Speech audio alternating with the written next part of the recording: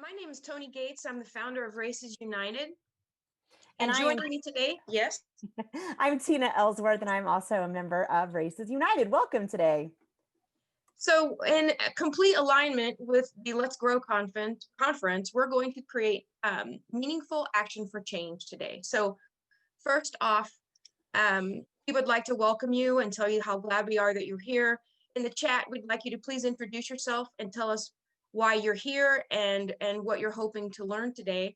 I know I'm here because I'm interested in creating allies for the Black community. And what I'd like to learn is more of is what might be some roadblocks to people becoming allies for the Black community.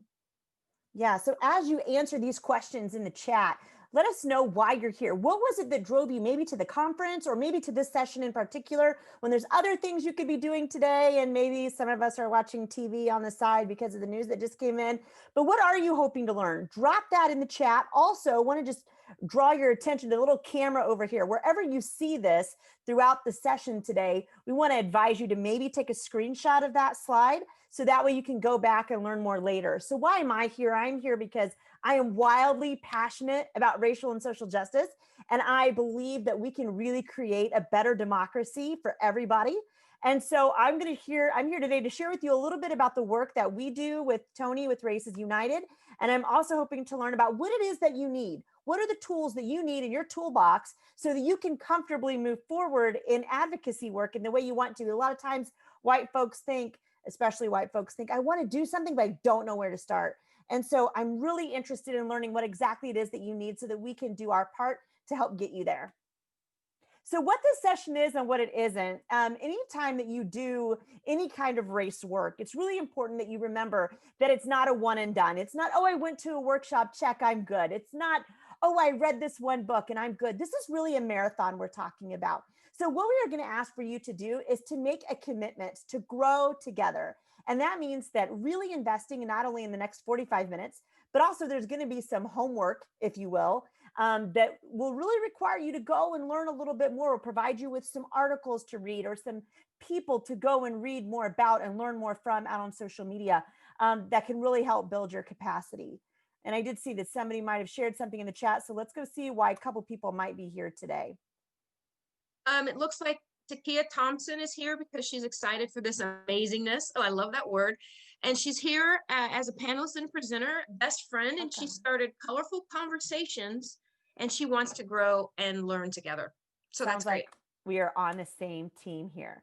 Okay, so before we get started today, I'm not sure how many of you are familiar with what a land acknowledgement is, but basically we want to take some time to really highlight a group of people that have been so overlooked in race conversations, in justice conversations, and that is the Indigenous people. Right now, I want to take a moment to respectfully acknowledge that I am coming to you from Kansas City, Missouri. I am residing on and working in land that was stolen from people. It was stolen from the Sioux, from the Kaw, and from the Osage, as just a few First Nation groups that were completely robbed of their dignity and their humanity and their rights to even be here. If you want to see whose land you are on, click on one of these two links here and you can print off posters like the one I've shown you here. I actually have one hanging on my office door, and in that blank box I wrote in Sioux, Kaw, and Osage so that everybody would be frequently reminded that we are on stolen land, that Indigenous and First Nations people are still active, they are well, and they are thriving, and we need to give them the acknowledgement they deserve. A land acknowledgement is just but one piece, but hopefully it's a starting point to bring back to our consciousness a group of people that have been overlooked for too long. So next we want to talk about is just our positionality in entering this space. So Toni, I'll let you go ahead and go first. So my pronouns are she, her, hers, and I am Black, female, mother, and heterosexual. And also to acknowledge that I respectfully acknowledge that I am living on land that was stolen from the Kickapoo. And I am Tina Ellsworth, she, her, also my pronouns. I am a white, cisgendered, heterosexual, able-bodied, native English-speaking person who, the reason why we tell you about our positionality is because once we acknowledge all of these different and what Kimberly Crenshaw talks about intersections of our identity, then we can better understand why maybe we see the world the way that we do, but also help us to better understand how maybe other people might see the world differently. And because they see the world differently, a lot of that might have resulted from lived experience that was different, because the world interacts with us differently based on those realities of our own identity. I have seen men talk to other men completely differently than how they talk to me as a woman when I enter that space. And I'm sure you have stories about how when you maybe enter spaces that the conversation changes or the dynamics change a little bit. And it might be directly tied to your identity and a feeling of belonging that you may or may not have. So we think it's really important to acknowledge that we come at this work from these different perspectives. So we're not speaking on behalf of people, but we acknowledge that we have these identities that could also maybe serve for me as a blind spot. I might struggle to see issues more pertaining to people of color because I've lived my life as white, and that matters. Me being white has shaped my experience. And so that would be really important to take some time to acknowledge that. Okay. Well, we've had a few more people join us. I'd like to say hi to Dawn and Celia. Thank you for being here with us. So what we'd like you guys to do now is to take a minute in the chat or to jot it down how you would define systemic racism. And I'll give you about 30 seconds.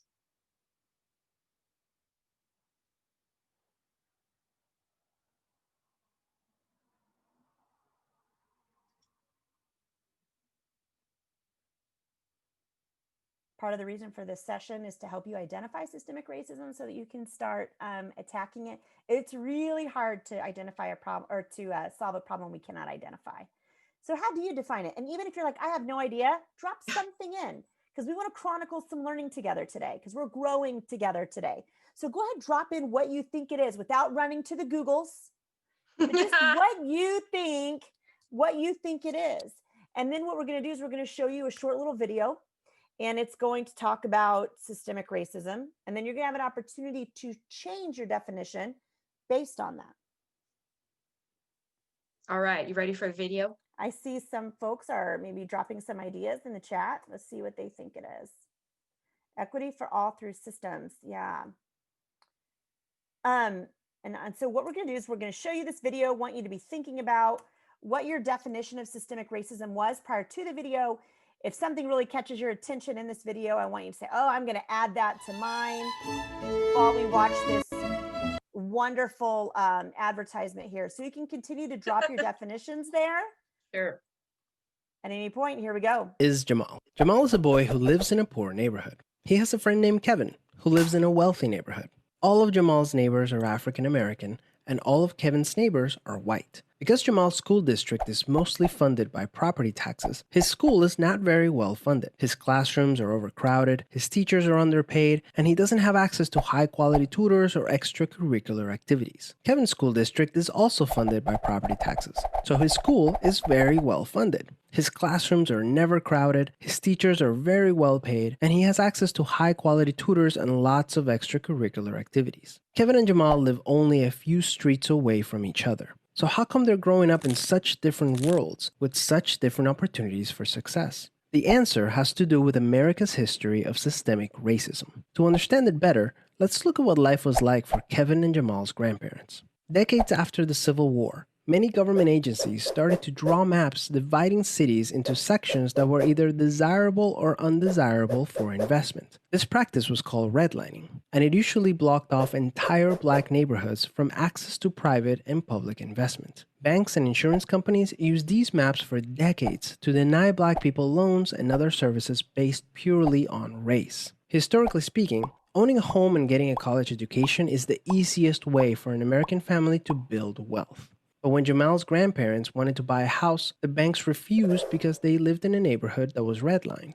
So Jamal's grandparents were not able to buy a home, and because colleges could prevent them from attending through legal segregation, their options for higher education were really scarce. Kevin's grandparents, on the other hand, got a low-interest loan to buy their first house and got accepted into a handful of top universities, which traditionally only accepted white students. This opened up a wealth of opportunities that they were able to pass on to their kids and grandkids. Even as late as the 1980s, an investigation into the Atlanta real estate market showed that banks were more willing to lend to low-income white families than to middle or upper-income African American families. As a result, today, for every $100 of wealth held by a white family, Black families have $5.04. A 2017 study confirms that redlining is still affecting home values in major cities like Chicago today. This explains how Kevin and Jamal inherited vastly different circumstances. Unfortunately, the story doesn't end there. A big part of systemic racism is implicit bias. These are prejudices in society that people are not aware that they have. Let's go back to Kevin and Jamal.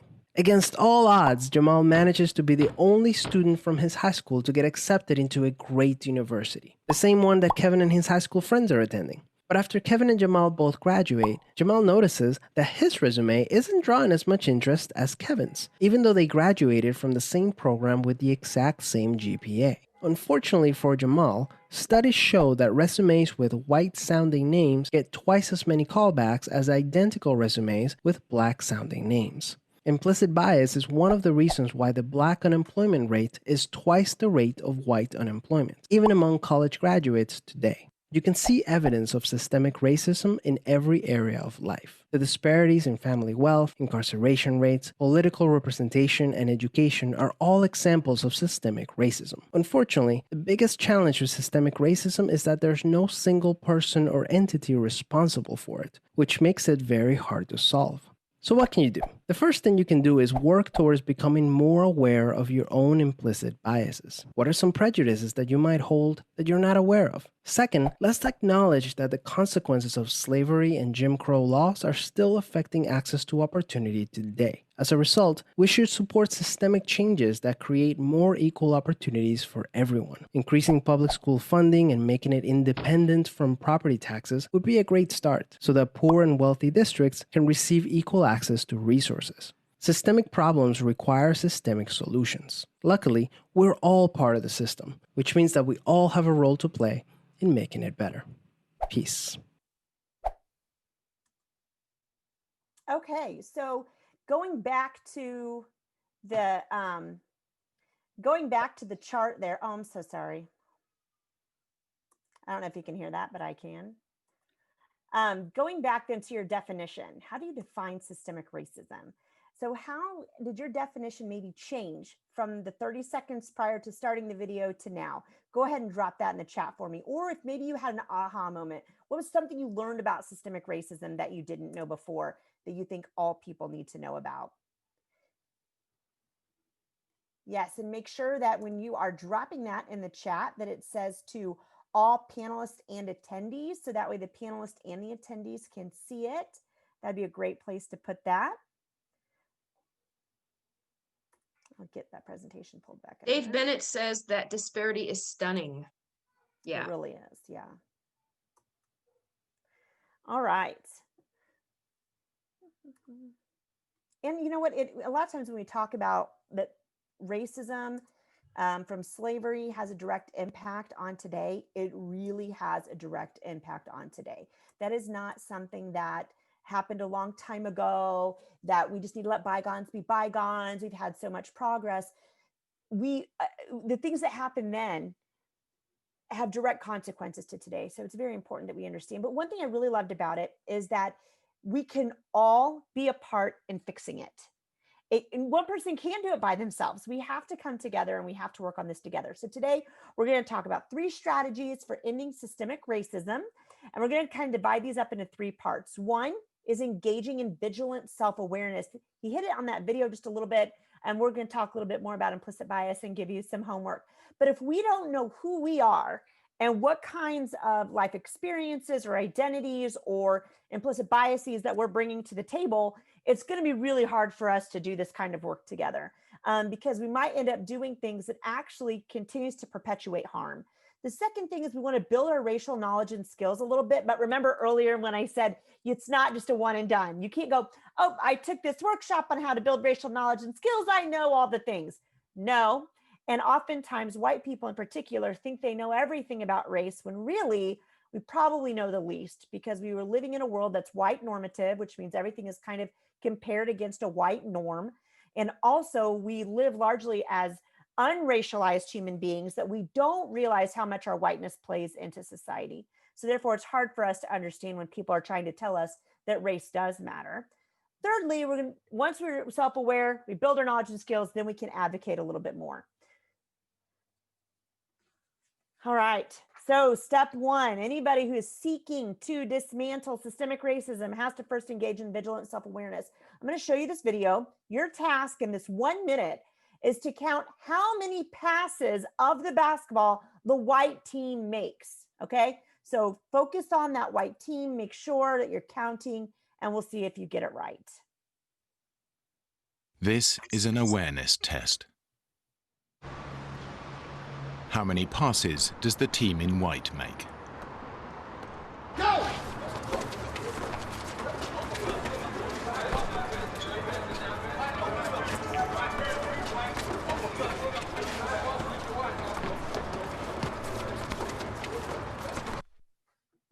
The answer is 13. Did you get it right? But did you see the moonwalking bear? Go!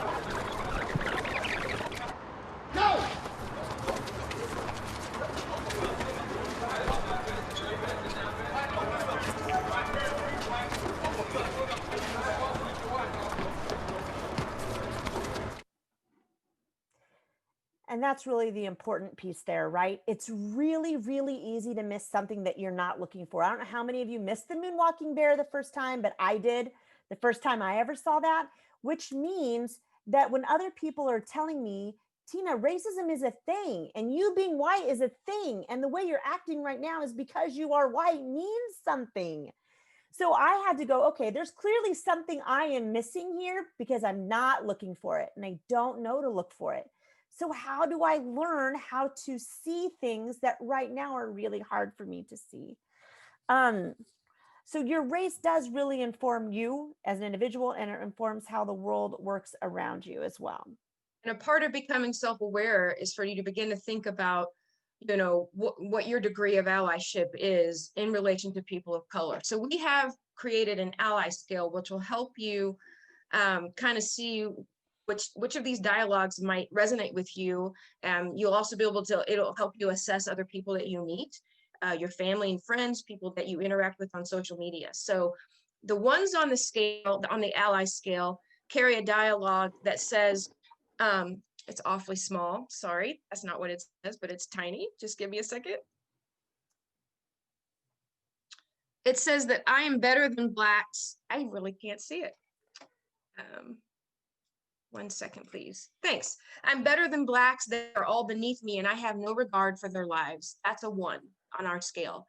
A 2 says, I believe racism is a political issue. It should be weighed equally against other political issues such as healthcare, education, immigration, employment, etc. Systemic racism isn't real.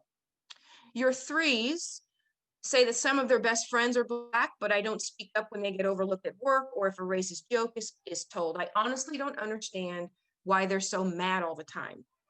4s, I empathize with blacks, but don't know what I can do. I'm open to learning, but my black friends don't want to talk much.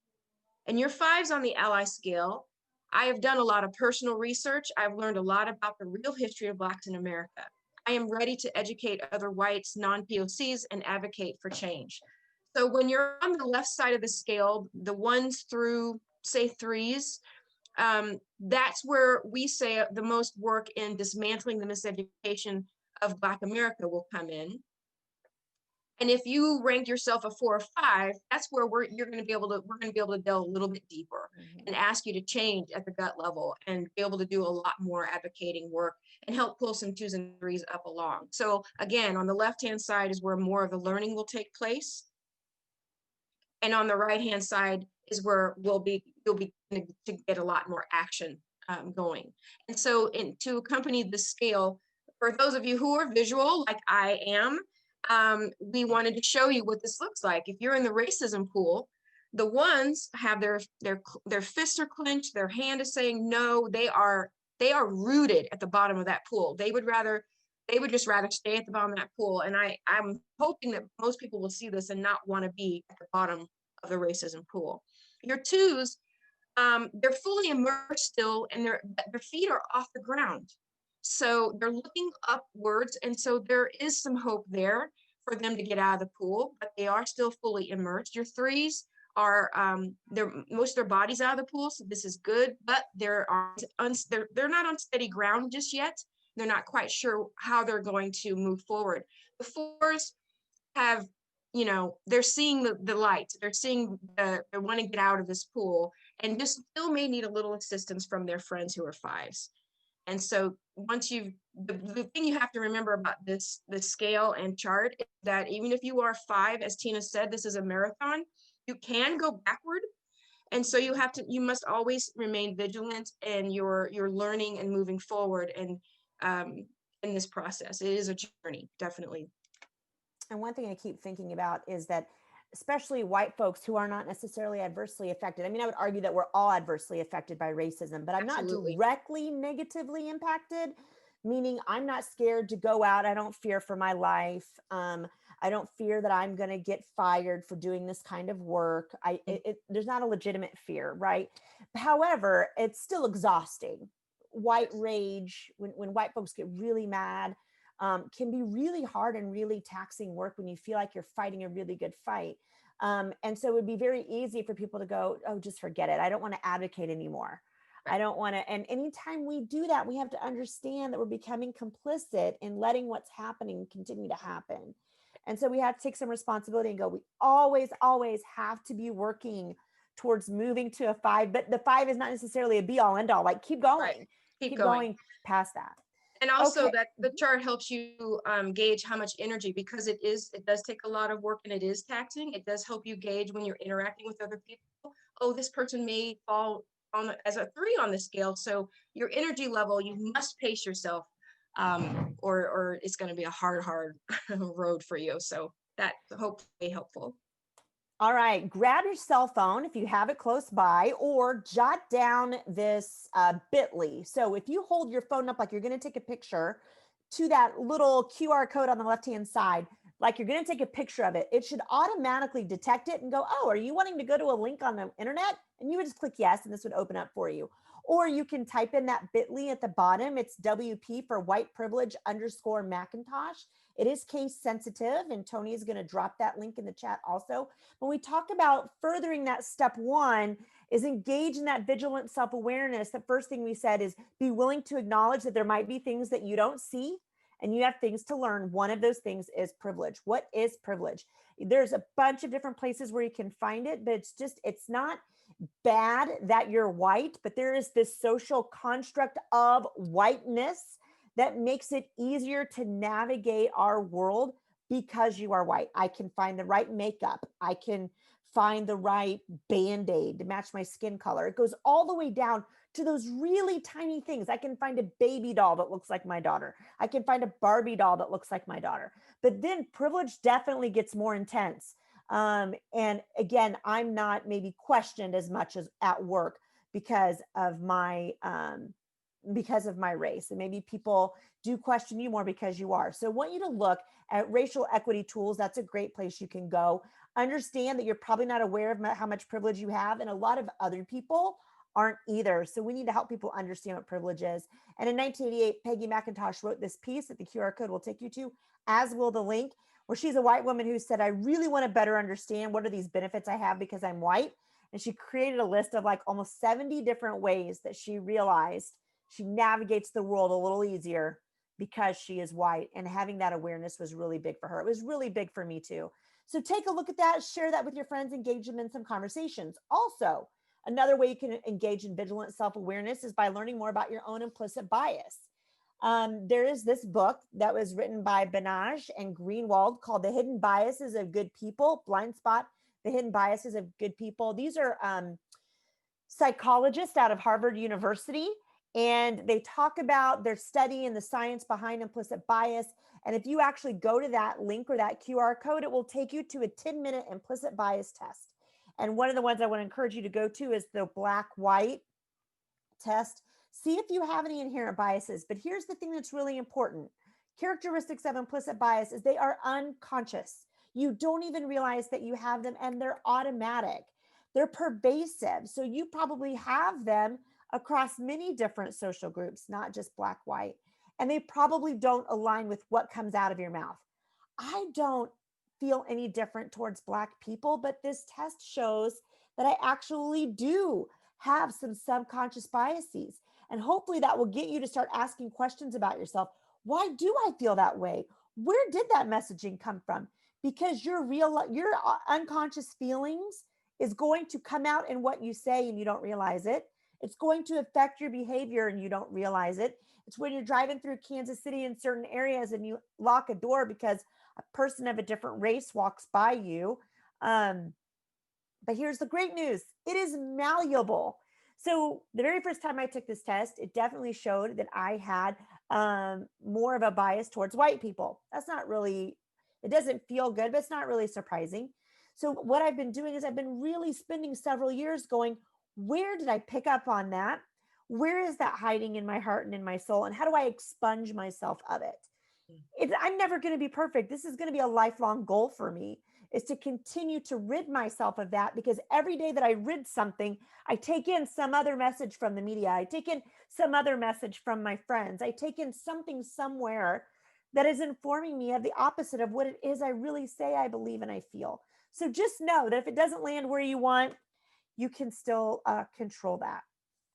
And then once you do, then you can actually confront that bias and de-bias yourself.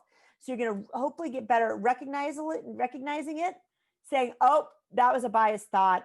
Where did I maybe get that? And then think about ways to replace that image in your mind. So look at this meme here. One of these is a convicted felon. And the answer is not the Black man. It is the white woman who is a convicted felon. But too many times when we see representations in the media, it's the Black people are the felons. The Black people are doing crimes and the white folks aren't. So you don't have to always believe everything you think. So continuing to work to expunge yourself of that. So how are you going to then start to build your racial knowledge and skills? Well, you need to read. We all have a responsibility to read, especially from people of color. Talk less and listen more. Continue to engage. And even when you get uncomfortable, move through it. Tell yourself, I know I'm uncomfortable, and that's okay. I'm going to be uncomfortable for a while. Your life's not in jeopardy. You're going to be just fine. Learn some history about systemic racism and the impacts of it. Diversify your friend group. Do you only hang around people that look like you? If you find yourself saying, oh yeah, I've got Black friends, but I don't really understand why they're mad right now, then you probably don't have Black friends. You probably just know some Black people.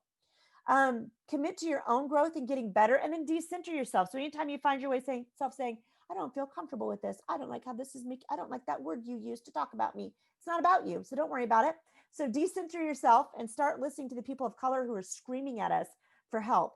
Here's some ways to do it. So grab that camera, take a picture of some of these books that can help you learn more about race, racism, and bias. Several of these I have read, not all of them. Waking Up White is a really good, I feel like almost primer for people that are just starting to become aware of how their being white matters. And this is the story of a very white privileged woman in the Northeast and how she was an adult before she was aware of her whiteness. So that really resonated with me because I was too. White fragility, why it's so hard for white people to talk about race and racism is really critical. But Dr. Ibram Kendi's book, Stand from the Beginning, gets to the racist ideas of America and how that's historic. So you want to talk about race. Miss Ulo does a great job of really helping us to talk about things that are otherwise really hard to do. So I hope you get a chance to pick up on some of these. They're really great. And maybe you want to follow some people on social media. You want somebody to speak some truth to you, follow Allie Henny on social media. She changes her handles all the time. And I just realized last night she changed it yet again.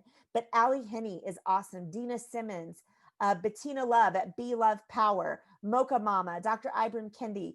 These are people that are going to push your thinking, that are going to make you feel uncomfortable. And when you feel uncomfortable, chances are you're growing, and we want to grow. So really want to highlight these. The Equity Literacy Institute has some modules that you could go through. They're going to create, these people are creating content that's going to empower you and position you for advocacy. Bias, race, and racism is all around us. And so we've got to build our knowledge about it so that we can see and push against it. So we're all absorbing these messages every day. We've all been indoctrinated with racism just because we're in the United States. But these messages, you've got to, deal with them in a critical manner. And if you don't like open your eyes to it, you're going to miss it. So if you look at this, look at these two images, the image on the left, the dialogue or the comments say, these residents wade through chest deep water after finding bread and soda from a local grocery store after Hurricane Katrina came through the area in New Orleans, Louisiana. The one on the right says, looters carry bags of groceries through floodwaters after taking the merchandise away from a wind-damaged convenience store in New Orleans on Monday. To the exact same situation, completely interpreted in opposite ways. So they're informing the readers, they're each one's giving the readers a certain message. Be cognizant of these things, the characterizations that are happening for people of color versus white people in the media. It happens all the time. All right. And so these things are not necessarily obvious, especially to white people. If you just saw the AP just in a newspaper by itself, those two things aren't going to be put in the same article at the same time, right? So That's how right. did the one that talked about the looting start to drop little messages into your subconscious about Black people? And then what did it drop in your conscious about white people? So here's another example. This is a safety flyer from the American Red Cross. Be cool, follow the rules. So seemingly innocent, it's just talking about pool rules, right? But what are the problems here? And I wish we had time to really sit here and unpack this. But Yeah. notice where all the cool arrows are pointing. Notice the race of all the cool people. Notice the race of all of the not cool people. That the not cool people they're doing something wrong, they're misbehaving, and they're characterized as a certain racial group. Yeah, Don says Black kids are not following the rules, is what that's saying. Yep. And yet I've put this in front of people before and I said, hey, what are your thoughts on this? Because when you come to a session where you're going to talk about race and racial justice, then you might go, oh, I wonder if there's something wrong here about race. So it's a little bit easier to see it. But what if you just drop this in front of your friends and say, what do you guys think about this? Do you think this should be displayed at swimming pools? A lot of white people will be like, well, yeah, because they just don't see it. They just think it's just rules. But there's definitely subconscious messaging that's being sent here. Does anybody want to take a guess at what year this was created? Because that's usually, anytime I show this to people, that's one of their very first questions was, yeah, but what year was this? What was the historical context at the time that it was made? Somebody want to drop in a guess real quick as to when they think this was? Jan says 2005. Ooh, good guess, Jan. Dawn says 2000. Okay, ready for a drum roll, please. Lydia says within the last 5 years. Okay. 2016. So somebody on Twitter called out the American Red Cross in 2016. I know, shocking, isn't it? That says, thank you for bringing it to our attention. We're moving this from our site immediately and we're creating new materials. That was the right answer, American Red Cross. Acknowledging it, apologizing for it, and creating new stuff. But how do we make sure that the American Red Cross does? I mean, like now our question should be, how did this get past those people in the first place? What are their systems and structures and accountability measures? And what does their trainings look like at the American Red Cross to make sure they don't turn out something else that's problematic? Because we can't just keep chipping at all these little one-off incidents and make it treat like they're one-offs when they're not. It's systemic. Bias allowed this to pass through. Unexamined bias allowed this to pass through. On this one, we don't have time to look at this article today, but I think it's really important that you maybe take this, take your phone up to that QR code, or you can Google Intent versus Impact by Jamie Utt, UTT. This is a really great article that talks about, and I have the bit.ly on there too, that talks about a lot of times what we do in racial spaces. You can say all day long, I didn't mean to do that. I didn't mean for that to happen. But the fact of the matter is it hurt. So like this poor guy, that batter did not intend to hit this guy in the face. But the fact that he didn't intend it doesn't mean it didn't hurt him. And we have to be cognizant of the fact that sometimes we're going to do things that we don't mean to do, but it's still going to hurt people. And instead of being defensive and explain all the reasons why we didn't mean to, we just need to say, I'm sorry. I will not do that again. You don't have to go into this big defense and say, I'm sorry you took it that way. Because then you're putting that pain back on them. So now not only were they hurt by what you did or said, now they're hurt by the fact that you're putting the onus on them for being hurt. So it's really important that we become cognizant of how our intent doesn't always align with our ultimate impact. So let's do a little bit of homework, hopefully over the next couple of days. It's a short little article. It's a great piece by Jamie Utt. I love his stuff. Okay. The last thing we're going to talk about is advocacy. How can you do that? First of all, do the other two steps first. Don't jump into advocacy. A lot of times white people think they don't need to do any other work. They can just start showing up. And in some instances that might be okay. But when you do that, please make sure that you're following leaders of color, that you're not speaking up and over them, but you're passing your mic and your privilege to them and letting them listen, telling your other maybe white friends to be quiet and to listen. Make sure that people of color are represented every time that you advocate. Maybe sometimes it's about making sure they have a voice at your decision-making table at your workplace, but it might also be that you give up your seat and give them your seat so that you're not at that table. So when we talk about really advocating and making sure the right folks are there, you might need to give up your seat sometimes. And also really look at systems, because as soon as you start doing that and you get away from the individual approach, then people don't feel as targeted. Like, what are things that we can do in our system to recruit and retain people of color? We need to listen to people of color and say, what is it that draws you into our company in the first place? And what do we need to do to keep you here? Because white folks, we don't know the answer to that question. So we need to listen to our friends of color and find out what it is that they need. Read stories about anti-racists and find a way to get in the way for the love of God. Not everything is perfect in your workplace. Not everything is perfect in your place of worship. Not everything is perfect in your community organizations. So find a way to get in the way. These women stood in between police officers and Black protesters after Breonna Taylor was killed because they knew they were not going to be maced.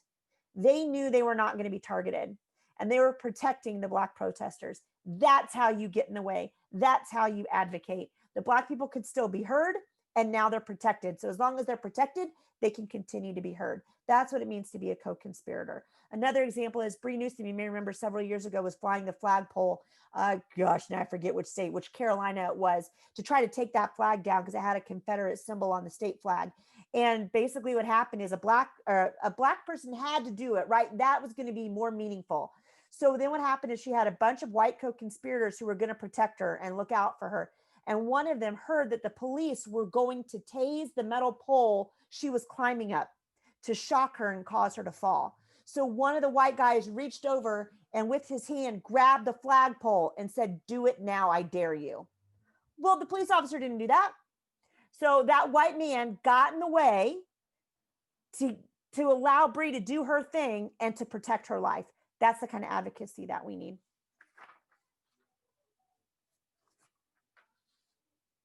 All right, Toni. So, Races United, our mission is to end systemic racism through the creation of allies. We do this work through face-to-face communication. We do it through social media campaigns, advocacy, and education.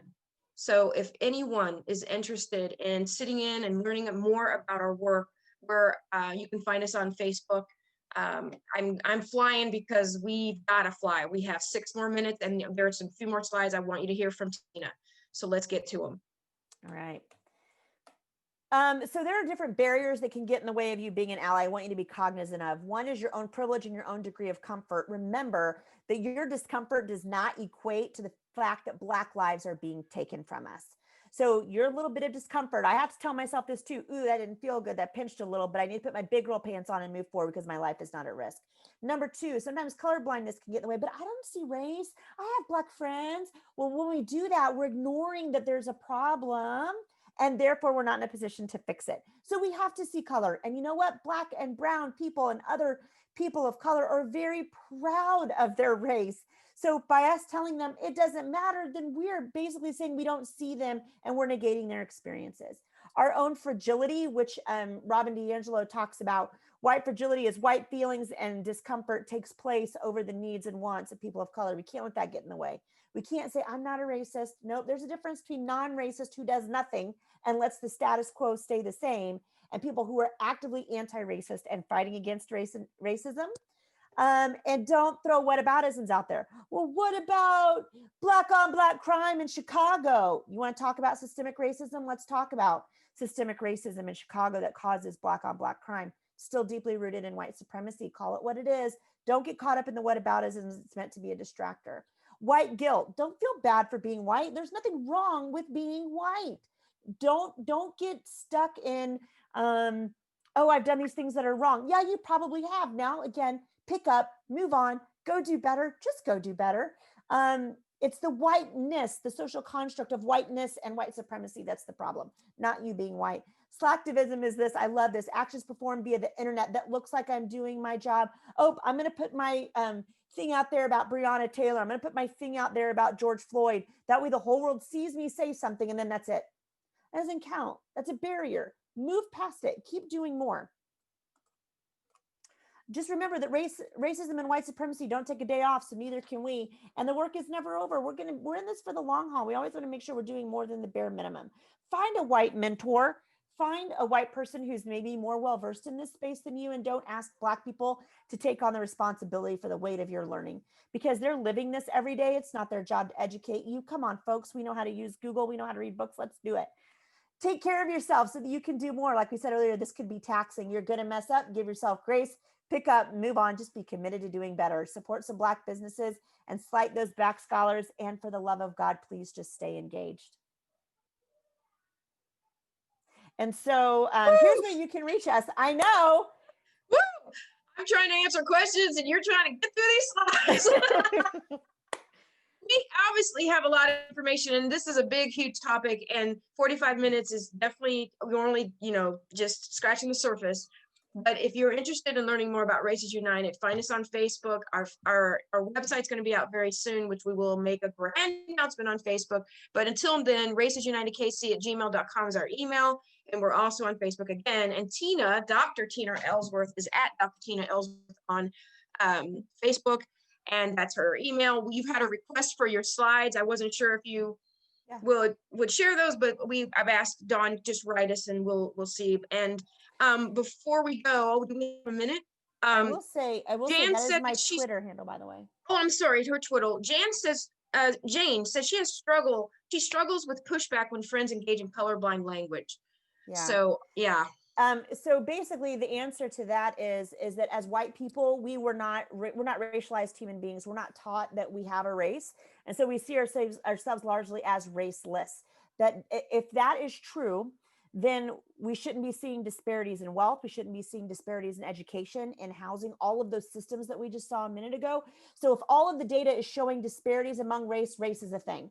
And we cannot move forward if we don't see it. And the other thing is that ask Black and brown people how they feel when we say we don't see race, because they're going to say, well, then you don't see me. You don't see me, and you're not even trying to understand my lived experience. And if you can't understand that, you can't help me fix the problem, right? So that colorblindness has got to go away. White people like to say things to make themselves feel good, and that's one of them. And they think that it somehow absolves them of all responsibility for tackling race and racism. And so we just can't have that. Call that stuff out. Say, okay, so you don't see them? Because if you're literally not blind, you can literally see color. Hold up a white crayon and a Black crayon and ask them, which one's the Black one? Which one's the white one? It's really that simple. We see race when we see people, and society has dropped messages in us that cause us to think a certain way about it. And we can't capture those incorrect thoughts if we don't recognize that we're consuming them. And on that note, that's our time. Thank you guys so much. You guys are so sweet in the chat, so sweet. Thank you so much, Tina. You're a rock star. I'm so glad you're a part of Races United. Thank you so much, Lydia. Thank you, Dawn. Thank you, Dave. Thank you, Cherie, Jane, Takia. Thank you guys so very much. Do you have any questions? Celia, thank you. If you have any questions, feel free to either, I don't know if they can unmute themselves. If they can't, they can just drop it in the chat or something. I don't know if they're going to kick us off of this call or if we can stick around for a second or two, but there could be another one. I just need somebody from the farm Yeah, conference to tell I me. think we're gonna be kicked off. Okay. Sorry, yeah. maybe about 1 minute. Yeah, you can. Okay. All right. So we'll see if anybody else has any questions. Thank you. I'm here for all of it. I love tikias. Those are cool. Takias. I hope that you guys share those resources with your friends, and hopefully it will start sparking a conversation, because the very first time I heard like the white privilege, I was in my doctoral program, for crying out loud. And that was the first time I was aware of that my whiteness meant something and shaped me. And when I read that, I thought, oh my gosh, I never even realized there wasn't black makeup. I never realized there wasn't black band-aids. I never let alone the bigger things. And so I was like, oh my God, it's everywhere. It's everywhere. Yeah, it is. And we just got to help open people's eyes to it. It's not bad to see it. It's good to see it, because when we see it, we can fix it. It's when we don't see it that we can't fix it. Okay, well, it looks like there's no questions. So thank you so much, everybody. It was a privilege today, and we hope to hear from you all soon. How would you schedule a presentation? Email us, Dawn. We'd love to talk to your board. Yeah, please email us. Definitely. Yay! We'll make sure to share your contacts and links to all the attendees, and future people who watch this can also track that information down through the farm school. So just let us know. All right, let's grow together, people. We got this. That's right. Thank you so much. All right, take care.